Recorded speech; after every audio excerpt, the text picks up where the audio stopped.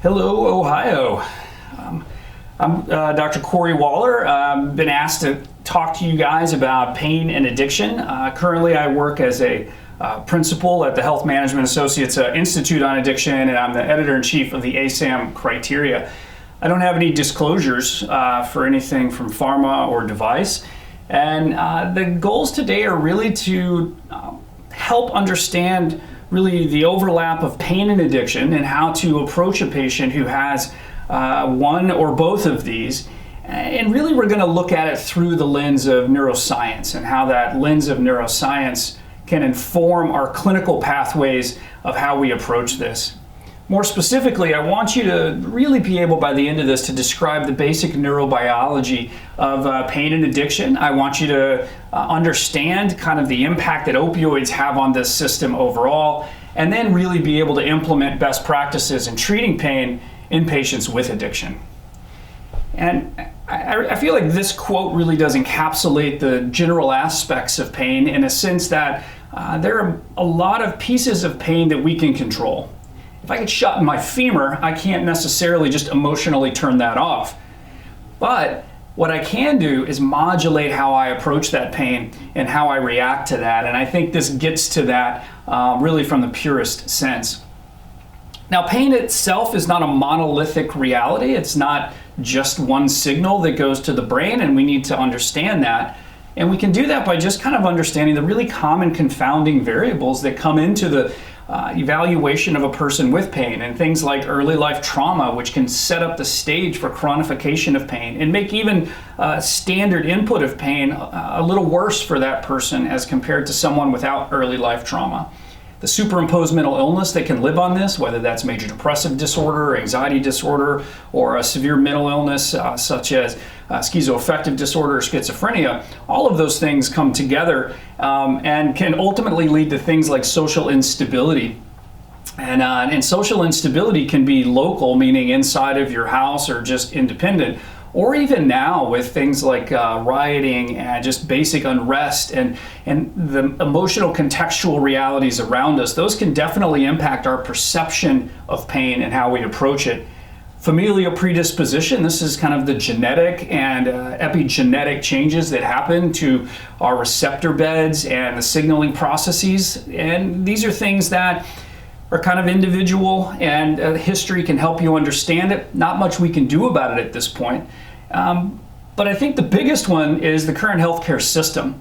I mean, the current healthcare system is not built to, one, attack any of these things, but it's really not focused on the comprehensive approach to a patient with a complex syndrome such as pain, especially someone who has pain and addiction. If we try to figure out what we're trying to do with a person with pain, I think it's really important for us to come at this in a really pragmatic way, to begin to understand that our job is not to get rid of all their pain. Our job is not to make them forget they have pain, but really to decrease the pain to the point where we can increase function. Sometimes it's hard to get that message through to the person we're trying to treat, or a loved one that we're around, or ourselves if we're the ones in pain. But at the same time, to get rid of pain or make you forget you have pain, we have that capacity, and we have that capacity with utilization of opioids and benzodiazepines. We recognize that the risk far outweighs the benefit for the utilization of those medications, especially long term. But if we can set a really pragmatic goal for the patient and say, look, I don't think I can get rid of all of your pain, whether it's back pain or shoulder pain or headaches or whatever. But what we can do is get it manageable. We can get it to the point where it's not something that you think about in the morning, you think about in the afternoon. It's not what drives your behavior in your life. And then we can actually improve your function, and you identify those functional outcomes based on that interaction with the patient. It's not us saying, this is the function I think you need to be able to do. It really is, what are the things that you can't do now that you wish you could do, and let's work toward that goal. So if we dig in a little bit as far as kind of the neuroscience, I have these two pictures here for pain and addiction. And the thing that I want you to recognize from this is that despite color changes that are different, basically all of the same structures are involved in the development and maintenance of pain and addiction. The only real difference is the thalamus, and the thalamus is more a relay station for pain than it is anything that really modulates overtly. It has some subtle pieces in that, but at the same time, the biggest areas are the nucleus accumbens, the ventral tegmental area, the amygdala, periaqueductal gray, anterior cingulate gyrus. All of these are parts of the brain that we see very commonly really impacted significantly in the addicted brain as well. So as we go through, we're going to dig into kind of the pathways that define pain, both from the ascending pathways, the things that signal that we have pain, the descending pathways, the pathways that help us modulate that pain. And then we'll talk how opioids affect that. And then we're going to follow up on kind of the basics of addiction neuroscience, but more importantly, how does it relate to a patient who has chronic pain? If we look at the ascending tracts, we can look at things like the spinothalamic or cervicothalamic tract. This is more for localization. So you hurt yourself, it goes to the thalamus, it pops up to the motor cortex and the sensory cortex, and it says, this is where it hurts, and it creates a reflexive movement capacity for us to get away from that. When we look at the spinal reticular, this is more arousal, sleep-wake cycles. This is important because if you're asleep and you roll over on something that's painful, it wakes you up. It also wakes you all the way up if you have pain as far as a survival technique. But chronically can be problematic because if you have chronic pain, that signal consistently pings that area. And when it doesn't really allow for our patients with chronic pain to have normal sleep cycles, and it can be really inhibitive to that. And when we look at the spinal mesencephalic tract, this is the emotional contextual piece of pain, one that we can focus on with cognitive behavioral therapies, mindfulness-based cognitive therapies. We can modulate this tract based on the behavioral therapeutics that we can offer. And then for other aspects, we have spinal hypothalamic tract, which really modulates the chronic endocrine response to pain. We're not going to talk too much about this, probably not much at all. We're going to focus mainly on these three ascending tracts. And when I talk about the ascending tracts, just to give you a little bit of a visual, when we look at somebody with a painful stimuli, it goes to the dorsal horn. Then we have the reticular tract, which goes to the reticular formation. Remember, this wakes you up. We have the other tract that comes up to the periaqueductal gray, to the amygdala. That's the spinal mesencephalic tract. This is the one that gives us our emotional contextual reality. And then the spinothalamic or cervicothalamic tract that comes up to the thalamus and then up to the sensory and motor cortex. If we look at the descending tracts, we have those that generally inhibit. Now, the one that runs through the locus coeruleus has the ability to either inhibit or increase pain.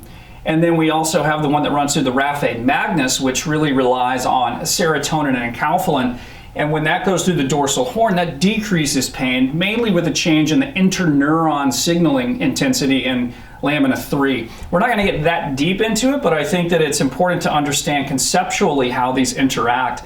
And if we look on this, we have the one that goes through our locus coeruleus descending. So this modulates, remember, norepinephrine. When that goes down, if we crank up norepinephrine, that can help suppress pain. If we decrease norepinephrine, then the pain signal can go up. But if we increase this signal, then we do get a decrease in that pain. If we look at our our other tracts when we go through, we can look at how, if I'm happy and I assess the things around me that are good, it walks through my amygdala, goes to the periaqueductal gray, produces our own endorphins. Those then go down to inhibit through the raphe magnus. Remember, that looked at serotonin and enkephalin. That then comes down to the dorsal horn and can inhibit the pain signal. So if you think about the ascending tracts as the gas pedal and the descending tracts as the brake, it's an oversimplification, but I think it generally gets you to understand that we have mechanisms that if we recognize pain, we have a location and an intensity. We have an emotional aspect of this. We have something that wakes us up for survival, and then long-term something that changes our endocrine system, but then a feedback mechanism that's relatively well balanced. Each of these places we can modulate, some directly, some indirectly. And so as we think about this, I think it's important for us to understand kind of who cares and why does it really matter? Because we manipulate all of these systems all of the time. And if we're going to be giving medications or doing behavioral therapies, we should understand what we're actually causing in this subset of the population. And if we go to opioids, I mean, we are modifying the behavior and mechanisms of the periaqueductal gray, the ventral medulla, the dorsal horn.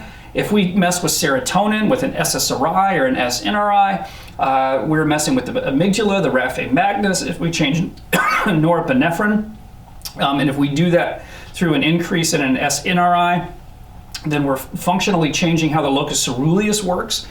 And then GABA, if we're acting, with encalphalon and how that works through the GABAergic system, if we're giving benzodiazepines and things, we can really mess up how this inhibitory system works. And then if somebody has chronic, moderate or severe utilization of alcohol, that descending pathways ultimately get inhibited and they're not able to modulate pain.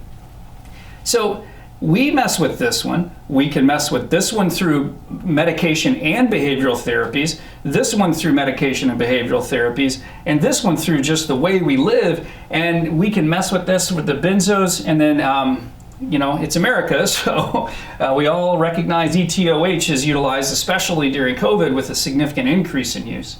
So this is why it becomes important. And so let's dig in a little bit about what it all means if we put it together. And if we look at the normal response to pain with a high average pain tolerance, so this is a person who, generally speaking, they can push through the pain. I'm not talking about the force recon Marine who can get shot and finish their 3-day mission and then come back and be like, oh yeah, I got a bullet in my leg. I'm not talking about that person. I'm talking about the average person. Like, I hurt myself, I still have to go to work, still got to take care of my kids, I still got to do these things. You kind of suck it up and you push through.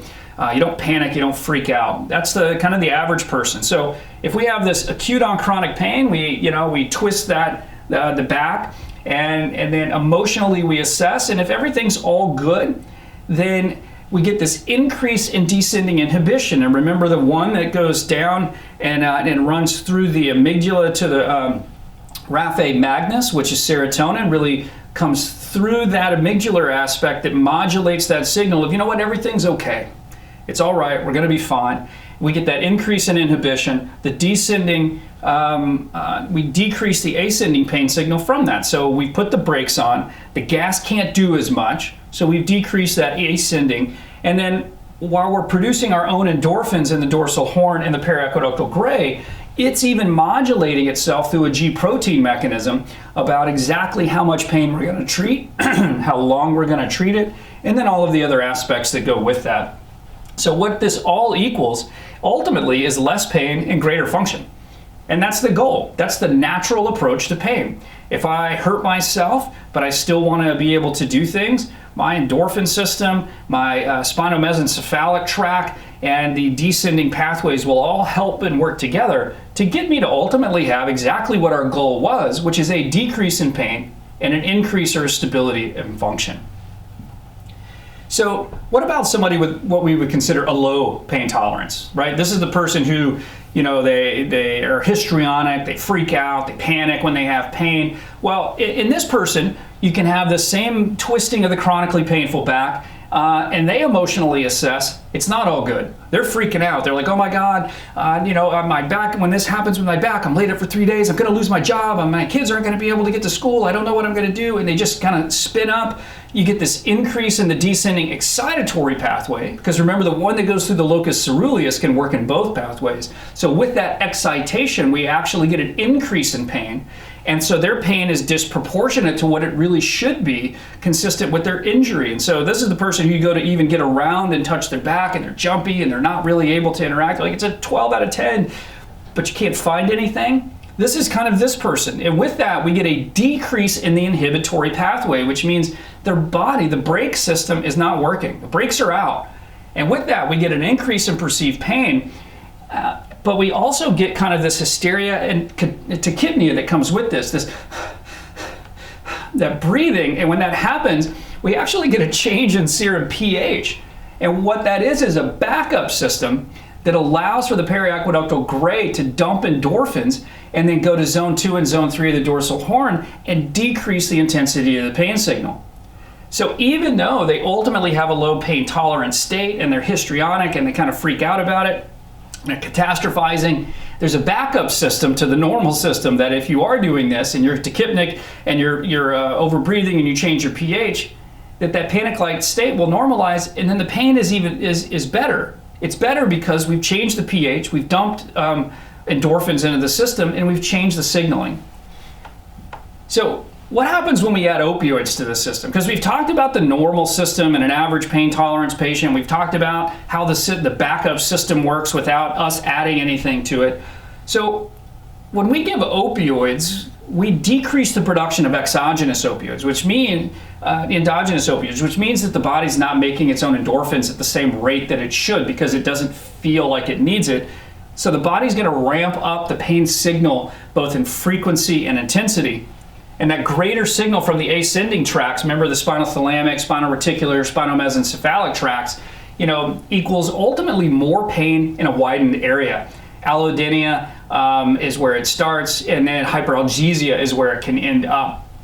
Now, the decreased endorphin production in the periaqueductal gray and the dorsal horn further exacerbates this over time because we're allowing minor signals to get through the dorsal horn and then up to the brain, when normally those just wouldn't even pass the threshold of what the inhibitory interneurons in the dorsal horn would be able to supply. So that more emotional lability from opioids affects the limbic system, and this is an important one. So if I have somebody on opioids, we've given them a little bit more emotional lability, but we've also blunted some of the other effects. So let's walk through what happens if somebody's on opioids and then they do this. So they twist their back, it hurts. They pop their disc, it tweaks their nerves, and then they emotionally assess, and all's good or not good. Doesn't matter. You're on opioids. You increase in the descending excitatory pathway to overcome the outside opioids. So over time, the body has increased the signal intensity to overcome the opioids so that the body can even know what's going on. And we get a decrease in the inhibitory pathway because of the presence of the opioids, because it suppresses the periaqueductal gray pathway that comes down to the raphe magnus. And then we also get this increase in perceived pain followed by hysteria, but the tachypnea is blocked. So you can have a person who's emotionally labile without the respondent tachypnea that would go with this, with the subtle change in pH. So now we've not only attacked the primary system, but we've also attacked the secondary backup system for modulating kind of acute on chronic pain. So without that change in the pH, and now once they pass their panic-like state, pain continues, and in a lot of cases it's actually higher because now we've gotten C fiber intensification and a release of many other molecules out in the peripheral tissues. And with this, we really set a person up for overt failure. And so visually what this looks like is that you have this massively increased ascending signal pathway. And when that happens, we get a reticular system that's always on. Sleep is wrecked. We get the periaqueductal gray that's decreasing its production or trying to increase its production of endorphins, but it can't because we've suppressed it with opioids. And it's just pouring into the amygdala. So the spinomesencephalic tract is creating discontinuity between the actual level of pain and the emotional response, followed by what's happening in the thalamus, and we're getting it clicked down in our sensory cortex and our motor cortex. And so we change even the way that we walk, the way that we move our arms if we have back pain, and then we can create pathological movement, which worsens injury a lot of times. So one of the places that I think that we don't talk about enough in pain or in addiction in general is kind of this spinomesencephalic pathway and its role in the amygdala. And if we look at the amygdala, there are a lot of chemical changes. And so if we look here, we have the central nucleus of the amygdala and the lateral bed nuclei of the stratus terminalis, which ultimately are the interconnections as it comes to the nucleus accumbens shell. So these are really tightly connected. And as we start adding things like CRF, and we get the increase and a corticotropin releasing factor in that, and then we start to get signal intensities that happen in these areas of the central nucleus of the amygdala. And as we increase norepinephrine, we talk about how that comes through locus ceruleus, and then neuropeptide Y and galanin. And when that happens, we get this fear conditioning neurocircuit for pain that sits in this central and lateral bed nuclei of the amygdala. And when that occurs, we get all of this emotional pain and processing neurocircuitry that settles into kind of pain memory. And that pain memory creates fear. And so now what we end up with is a person who has fear of pain, and then that can turn into habitual taking of opioids because they know that somewhere in the past that helped them. And so this is an important piece of neurocircuitry as we begin to look, and it's a little out of scope to dig into each of these, but I do want you to understand that within the amygdala, we have tracts that directly connect to the nucleus accumbens. And so if we have a disproportionate reaction in the nucleus accumbens, say secondary to an intoxicating chemical, then it can actually change what happens in the fear response center, and it can change the way in which we set in long-term memory potentiation for emotional memories. So if this patient, what does this mean clinically, I guess is the end question that we want to get to. So we've talked about how we have good overlap between the neurocenters for pain, the neurocenters for addiction. We've also talked to you about the ascending tracts, the descending tracts, the gas pedals and the brake pedals. And now we've talked about what each of those things are, how each of those things are manipulated when we add something like an opioid. And then we even hinted toward what happens with ETOH and GABAergic agents such as benzodiazepines. Well, all of this put together, if we're not helping them to behaviorally modify the spinal mesencephalic tract, to naturally modify through other mechanisms the periaqueductal gray and the descending inhibitory tracts, then we get a patient who begins to kind of seek relief, and that can become pathological relief seeking. And what they remember most is that first time that they had a dose of an opioid, and recognizing that in that moment, if they didn't have tolerance before that, then man, it made the pain better, it made them feel better, because opioids work in all of those areas of the brain. So it actually modifies like a hammer, not a fine tool, what happens in the spinal mesencephalic tract, what happens in the spinal thalamic tract, what happens in the spinal reticular tract. And because of that, they have this imprinted memory in their amygdala of that positive emotional experience, which they always fall back on. How many of you have had this conversation with a patient where they come in and they say, I think I just need a little more of the pain medication. It was working fine when we did it, and then I think if we just increase the dose, and you're like, well, I don't know if increasing the dose is the right thing to do, and then that's followed by, you don't care about me, and you don't understand, and this is the only thing that's ever worked for me.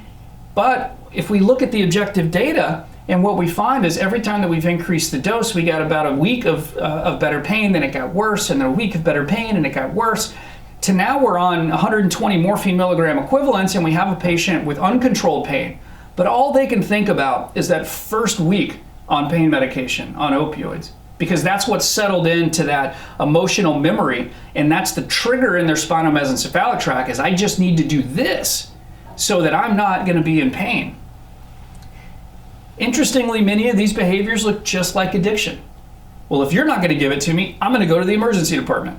If the emergency department's not going to give it to me, I'm going to get it from my aunt. If my aunt's not going to give it to me, I know someone who cares about me who'll sell it to me. And then we just get into this spiral of reality. So let's move on a little bit from pain to addiction. And I don't know who said this, but it makes sense. A major reason people like to take a drug is that they like what it does to their brains. And I think we all know the basic aspects of addiction. And let's just quickly walk through it. So if we use an opioid, and we're going to use that as our kind of target addiction pathway, recognizing that things like alcohol, methamphetamine, and cocaine still affect the final common pathway, which is this interaction between the ventral tegmental area and the nucleus accumbens, and then also indirectly the amygdala and the frontal lobe. But if we add a substance to this, so our normal is just kind of hanging out. I had a happy day, a little bit of periaqueductal gray, a little bit of endorphin, went for a good run, got a bump in my nucleus accumbens, my dopamine is up, I feel a little better, my amygdala is like, yeah, that's pretty cool, I like that. We're gonna bump our little serotonin, a little norepinephrine, we're gonna chill out, gonna feel good about what we did. Frontal lobe says, that's neat, let's do that again, in a couple of days. That's normal. What happens when we add a substance to that is that we end up increasing this basically false signal from the periaqueductal gray to the ventral tegmental area, which greatly increases the amount of dopamine release that occurs in that part. And then as we see that, we get an increase in the signal intensity that goes to the amygdala, which really throws the ratio out of whack of serotonin to norepinephrine, and then neuropeptide Y, and a corticotropin releasing factor that we talked about. When those start to get out, we start to imprint memories that don't really make a lot of sense. And then from that, we actually end up going to the frontal lobe and getting these intense signals of, let's do that again, let's do that again. More so than that signal of my runner's high that says I should run. You're like, yeah, I'll do that the next couple of days. When you get this much signal intensity, it's like, yeah, let's do that again in an hour, or 2 hours, or 3 hours. And all of this together, still in the background, is working in the locus coeruleus to increase that norepinephrine. And I put this here because we know that that also modulates pain, but also sets up our situation for opioid withdrawal, because the vast majority of opioid withdrawal is secondary to an overt dumping of norepinephrine into the central nervous system when we remove the opioid. So after we remove the drug, so let's say we've identified this person, we've done a withdrawal management, we've taken all of this away, and this assumes no treatment. If we added buprenorphine to this, the goal with that is to get it back to normal. But without something like medication-assisted therapy, what we're going to end up with is the periaqueductal gray that can't spit out enough opioids. We end up with this weak, feeble little dopamine signal that comes from the VTA to the nucleus accumbens, followed by a decrease in an appropriately solid dopamine signal to the amygdala, so our emotional status is anhedonic at best and depressive at worst. And then when we get out to the frontal lobe, we're getting really no, quote, motivational enhancement decisions made. And so we end up stuck in this rut of not being able to do things unless we can get the drug. And this is the stuff that we talk about. And if we look at the major neurocircuits that are underlying addiction, I mean, we talk about what's going on in the extended amygdala, the ventral tegmental area, nucleus accumbens, the ventral striatal, and the ventral pallidum, and the thalamic cortical loops. We're not going to dig in this by itself as a lecture, but just know that the acute reinforcing effects of drugs live in this space.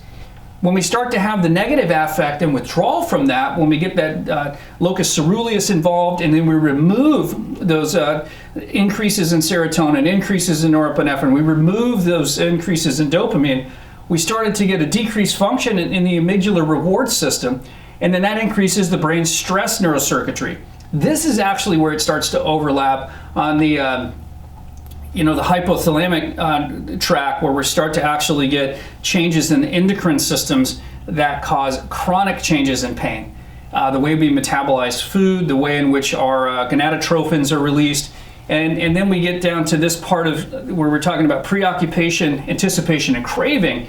This is where we have an increase in activity in the extended amygdala, and this occurs really in the prefrontal cortex and the basolateral lateral amygdala.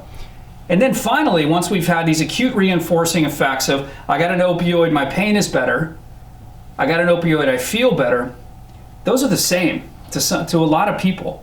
If I give you an opioid and it makes your pain go away, you feel better and happier. If that happens over and over, then you can start to become attached to that drug in a way that's different than just pain modulation.